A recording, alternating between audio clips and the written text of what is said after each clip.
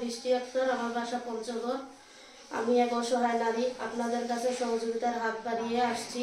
ভাই, আপনারা দয়া করে আমাকে কিছু সহযোগিতা করে আমার পাশে থাকবেন, এইটুকু আমার অনুরোধ। আমি একটা ভালো মনের মানুষও চাই। আমার এই পৃথিবীতে স্বামী ছিল, স্বামীও চলে গেছে, বাবাও চলে গেছে পৃথিবী থেকে। আমার অসহায় মাকে নিয়ে আমি খুব কষ্টের মধ্যে আছি, তাই আপনাদের কাছে আসছি।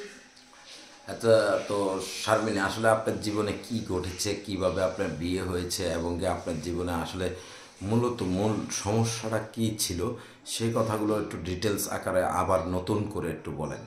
জি ভাইয়া, আমি তো নিজে পছন্দ করে বিয়ে করছিলাম। পড়ালেখা করতাম, 9 পর্যন্ত পড়ছি। পড়ার পর নিজে পছন্দ করে বিয়ে করছিলাম। তো আমার স্বামীও আমাকে পছন্দ করেই বিয়ে করছিল। বিয়ের সময় তো বলছিল যৌতুক নিবে না।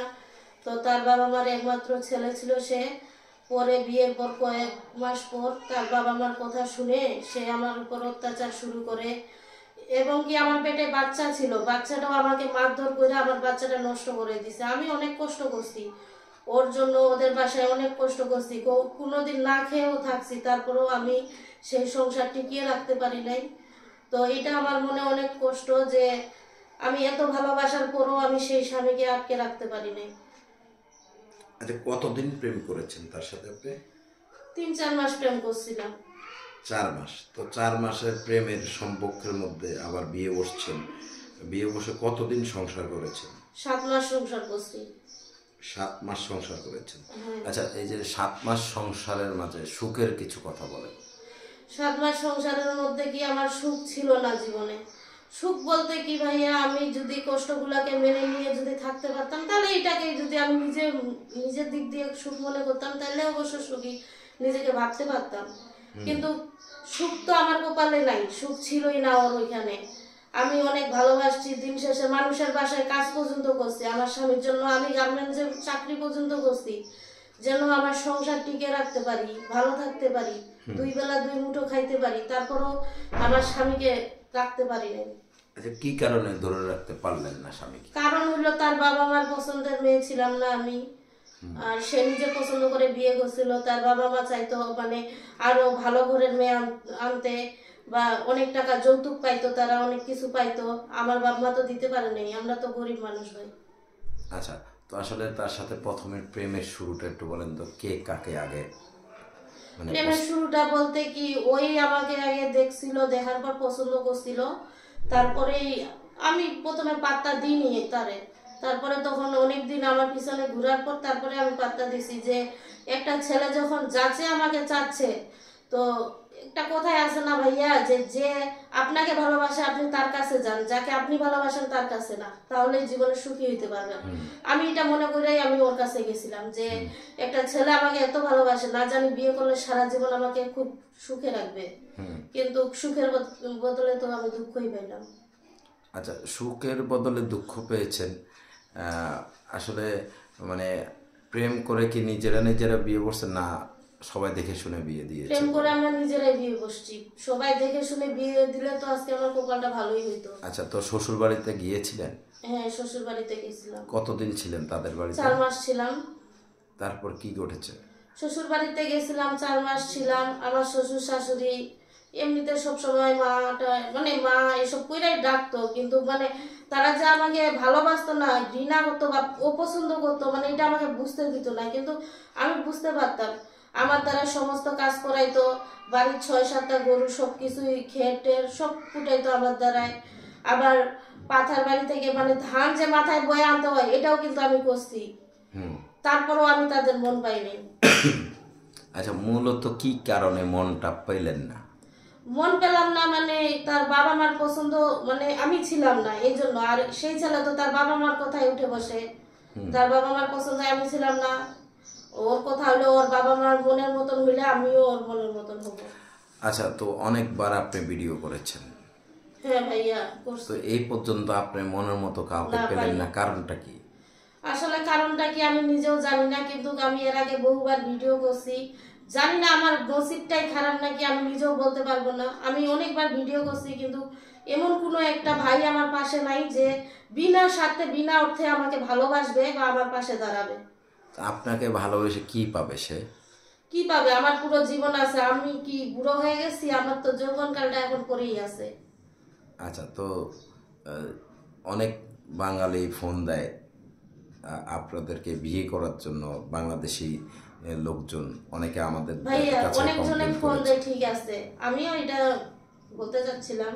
অনেকজন ফোন দেয়, কিন্তু ফোন দেওয়ার পর আমি ধরি, কয়েক মিনিট কথা বলার পর বাজে কথা বলতে শুরু করে ভাই।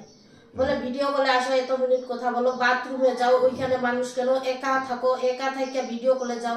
মানে আমি বুঝি না এগুলো কেন বলে। আমি কি দেহ বিক্রি করার জন্য ভিডিওতে আসছি?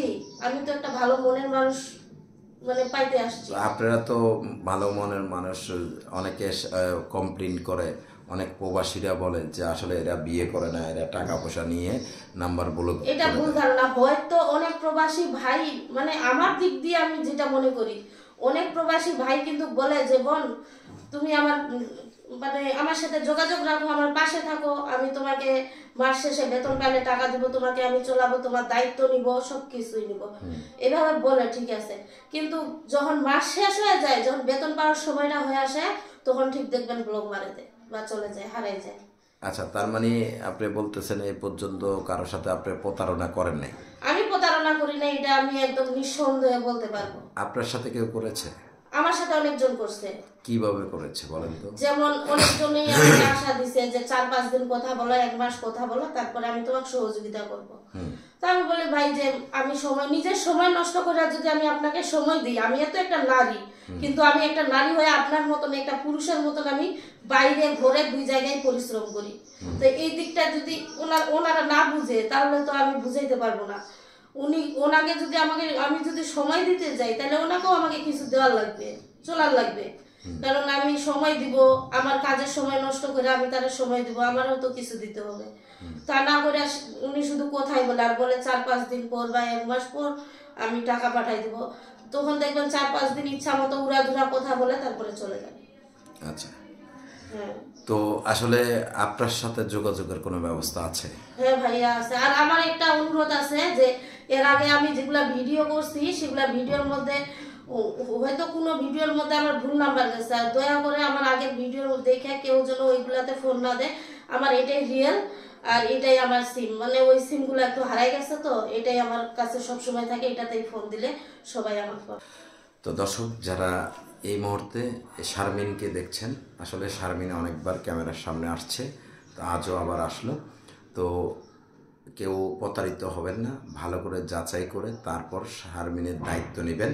এবং বিয়ে শাদীর বিষয় ইউটিউব কর্তৃপক্ষ দেখে না, আপনারা আপনাদের নিজ দায়িত্বে তাদেরকে বিয়ে শাদীর প্রতিশ্রুতিতে তাদের সাথে বদ্ধ হবেন।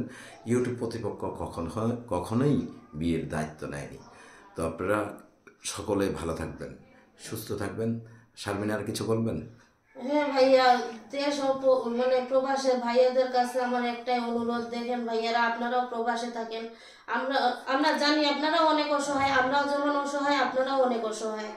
তো আমি যদি আপনাদের পাশে থাকি, আপনারা যদি আমার পাশে থাকেন, ইনশাল্লাহ আপনিও দিন শেষে ভালো থাকবেন, আমিও ভালো থাকবো। আর আল্লাহ খুশি হবে, একটা অসহায় নারীর পাশে থাকলে আল্লাহ খুশি হয়। তো ঠিক আছে। দয়া করে আমার সাথে কোনো খারাপ ব্যবহার করবেন না ফোন দিয়ে। যদি হয় তাহলে আপনারা সহযোগিতা করে অবশ্যই আমার পাশে থাকবেন, সবসময় ভালো থাকবেন, আমার দোয়া মানে আমাকে দোয়া করবেন, এটাই আপনাদের কাছে। ঠিক আছে শারমিন, তো সকলে ভালো থাকবেন, সুস্থ থাকবেন। আল্লাহ হাফেজ। আসসালামু আলাইকুম।